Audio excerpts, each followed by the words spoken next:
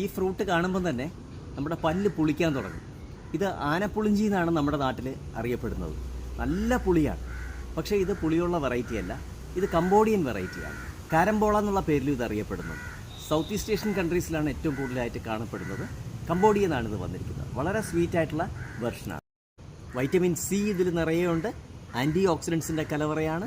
പിന്നെ ഫൈബർ കണ്ടൻറ്റും ഒരുപാടുള്ള ഒരു ഫ്രൂട്ടാണിത്. Star fruit ഞാൻ കട്ട് ചെയ്തു. ഇതിൻ്റെ പേര് സ്റ്റാർ ഫ്രൂട്ട് എന്ന് പറയാൻ കാരണം ഇത് കട്ട് ചെയ്യുമ്പോൾ സ്റ്റാറിൻ്റെ ഷേപ്പിലാണ് വരുന്നത്. നമുക്കിന്ന് ടേസ്റ്റ് ചെയ്ത് നോക്കാം എങ്ങനെയാണെന്നുള്ളത്. നല്ല മധുരമാണേ, നല്ല മധുരമാണ്. ഒരല്പം പോലും പുളിയില്ല, 1% പോലും പുളിയില്ല.